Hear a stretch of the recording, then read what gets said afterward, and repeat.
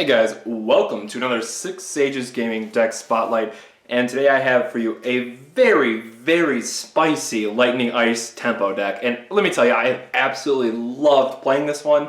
If you saw our Wind Ice video from last week, I just thought to myself, hey, I really want to play Lightning because it is just, I think, one of the best elements in the first set. And this deck really just takes the Lightning or the Wind Ice deck into Lightning Ice and just makes it insane. So if you guys thought the Wind Ice version was good, I cannot wait to tell you about this one. So first we're going to talk about the forwards and why I chose them, then we're going to talk about the summons, and then we're going to finish it up with the backups. But let's get into those forwards now. So up first we have Snow, and this one should really come as no surprise. If you watch our video from last week, he might seem not that impressive as a 1-drop 3000, but because of his ability to dull something when he attacks, absolutely gets rid of the blockers that you need him to. And then you'll see we also play 5 Shivas in this deck, so whenever we cast a Shiva, we get to dull and freeze something, and especially if we get to combo it off like a 1-cost Shiva, it might not kill something, but if it freezes something for the turn and lets us get in, possibly 2 if not more points of damage, then Snow is absolutely doing what he needs to do in this game. And I think, again, it's just one of the best heroes out of the first set as well.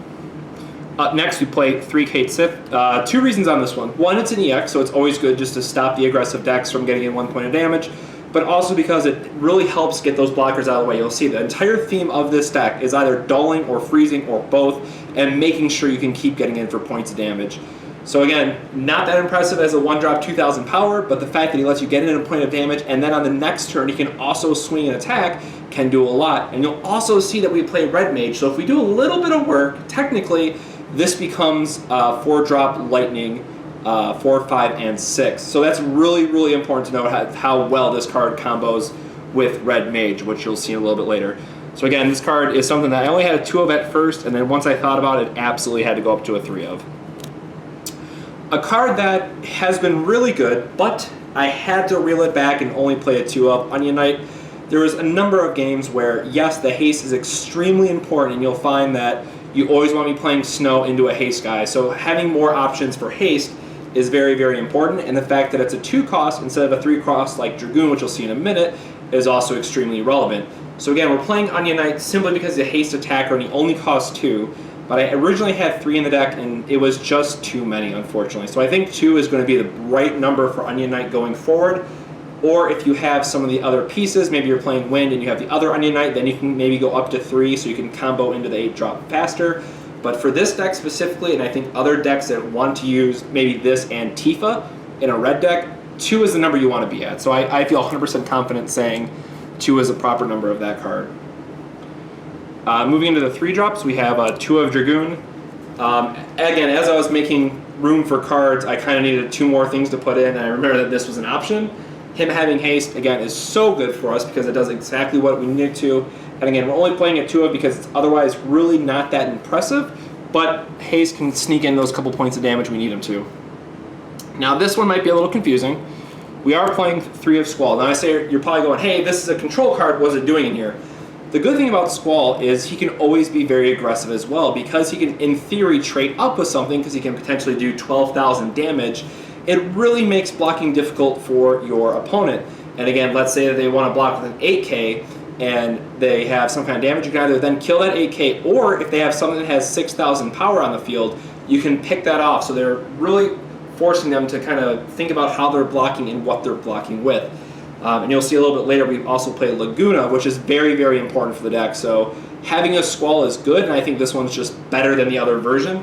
Because again, if you get his first strike off, that is extremely important. You'll see later on we have multiple ways to get it back. But again, the fact that he can do 12,000 to something is extremely relevant. So I've absolutely loved playing this version of Squall in the deck. And then the last 3-drop, kind of our little all-star, Gilgamesh, for his Morphing Time ability. You're kind of getting the idea. The entire theme of this deck is, I want to give my guys haste, I want to dull things out of the way, and I just want to get in as many points of damage as possible. Now you're saying, and this is the only card in the game, the first set other than Legendary Tiers that can do it, if you're giving 1 for the ability to attack multiple times in a turn, that's just going to increase the value for you in terms of the points of damage per forward you're getting in. Now again, you'll see we play 2 of the other Gilgamesh just so we can more reliably use his special, but this card, putting on the pressure that either whatever your opponent blocks with, they're going to lose it in this trade because it becomes a 14,000 first strike, sorry about that, and he will punch through whatever they're going for. Now again, they have Titan to make it so they won't destroy or something, what have you, but he's going to attack twice a turn and really threaten your opponent's life total. So if our guys don't have haste naturally, we're playing these big beefy dudes that can attack twice a turn or have some kind of effect that's going to punish our opponent. Then moving into our 4-drops, we play 2 of the other Gilgamesh. Again, this is, I had it at 3 and 3, and I kind of cut one back because I didn't like this one as much. I found that this deck is either you're always ahead and you're always going to be ahead on damage, or you're going to lose a lot of tempo really quick, and it is kind of hard to come back unless you hit like double Shiva or a Kate Sith into Jill and freeze him out a couple turns. So his divider effect hasn't been as relevant as I would have liked it to be, but I think it's still a very powerful effect that you have to consider. And again, because it's another Gilgamesh and he has the other effects with him, I think he's still a contender for the deck, but I'd rather be playing the 3-drop version in every case. But again, if we're playing the 3-drop version, that means we need other Gilgamesh to discard to his effect, so I think running a 2 of is the proper number for this deck. And then kind of the 4-drop all-stars of the deck. Now again, I know you're probably looking at this and saying, hey, it's only good if you have Squall, so then you get the freeze. But when he comes into play, you get to doll something. That's good. When you have Squall, it becomes a 9K, and then again, if you have Squall, you freezes something. I want to take this moment to stress, this deck is very much thinking turns ahead. Now, because we draw 2 cards a turn, it's a little easier to sculpt your hand the way you want it to, but you need to make sure that you have a Squall, and you need to make sure that you're getting the most value out of this card. And I've been able to very effectively do it every single game. At least 1, if not 2 guys, I've been able to dull and freeze with it. Because again, if Squall is not getting what I need him to do, he's just going to sit there and play defense. And that is perfectly fine as well, because Squall on defense can also stop other aggressive decks. And then lastly, he's an EX. So you get that effect if he gets damaged. So if you see, we have Laguna, we have the 3-drop Shiva, we have Jill, we have Kate Sith. We have a lot of different ways that we're going to dull our opponents' forwards where they thought, hey, I'm going to try to sneak in 1 point of damage and leave 1 blocker back. Guess what? No, you hit an EX burst, that thing is getting tapped, and I'm going to attack with all my forwards on the next turn. So again, I think this card, at first I was kind of underwhelmed by it while I was reading it, but in this deck particularly, I think it's insanely good value because it's also an EX burst. And again, I can't stress how important those EX bursts really are. And then another card which should just be a no-brainer, 4-drop Lightning, haste, comes in the field, dulls something. So if they only have 1 blocker, maybe you played a Snow first, you can attack with Snow, or they have 2 blockers, you can play Lightning, dull it, attack with Snow, dull the other guy, and then attack with Lightning again. So you can get multiple points of damage in every single turn. So again, anything that dulls their opponent's forwards or removes blockers out of the way, even if it's temporary, it is critically important that we have that effect. And again, the thing I will note is with Jill, we want our opponent's forwards to be dulled. And Lightning and Kate Sith and all these other cards that I've mentioned do a very, very good job at dulling our opponent's forwards, so then we can play Jill, get in a couple points of damage, and make sure their stuff frozen for the next turn. So this deck is all about supporting Jill and realizing how good she is. And then the curve topper I finished out with is a 2 of Legendary Lightning.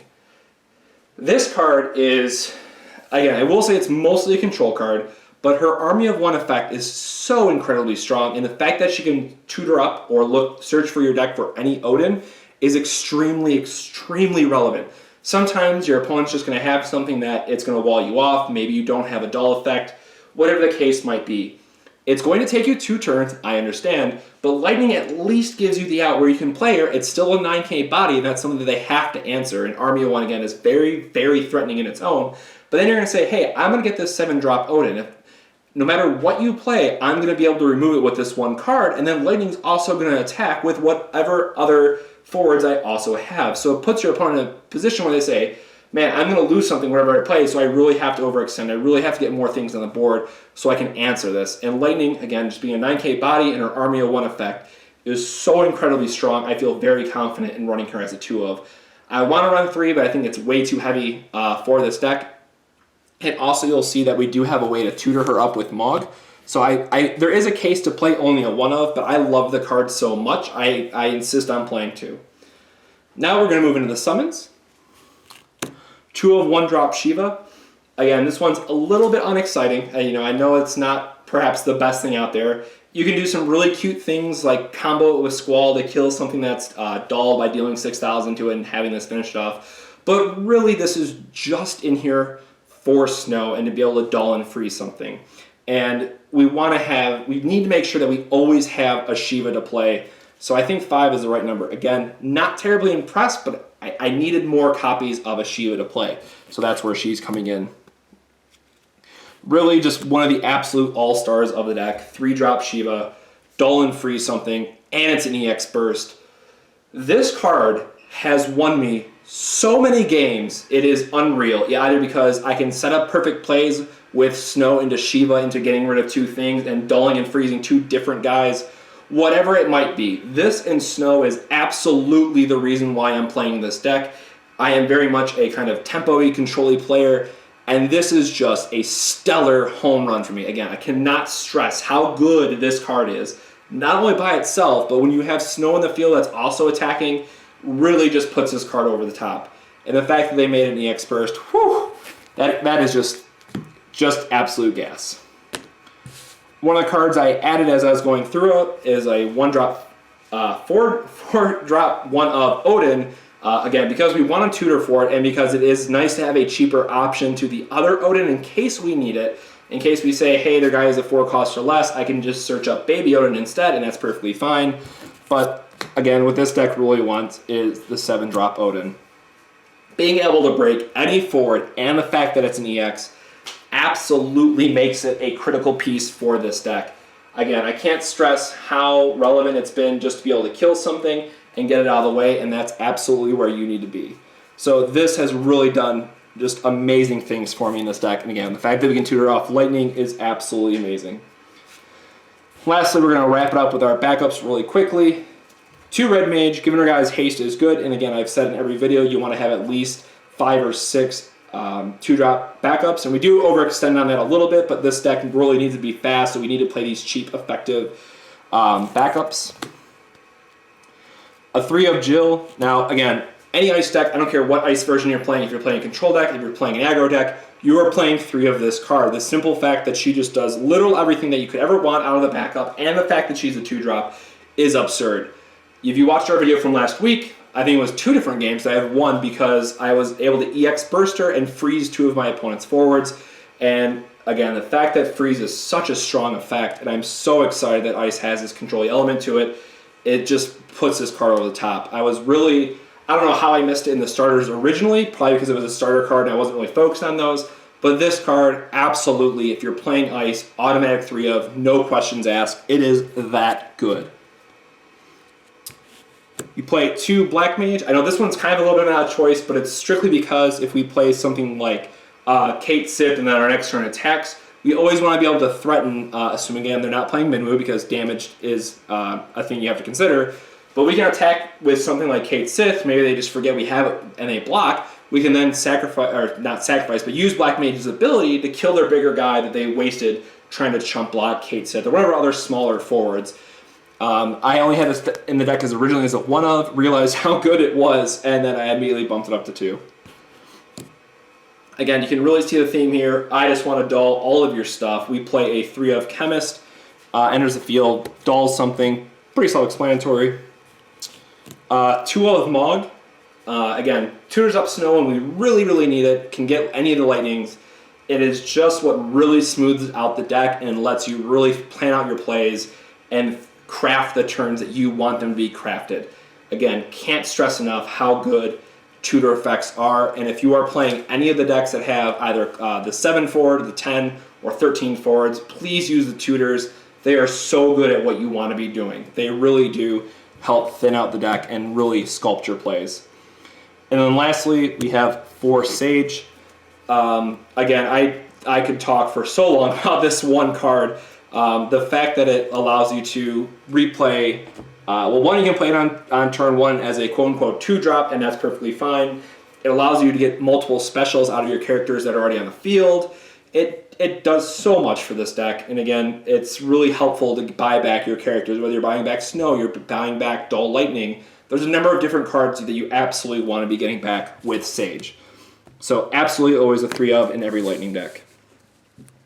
So guys, there you have it. That is my ice, lightning, tempo-y kind of control deck. I really hope you liked it. Again, this is probably my favorite deck that I've built so far.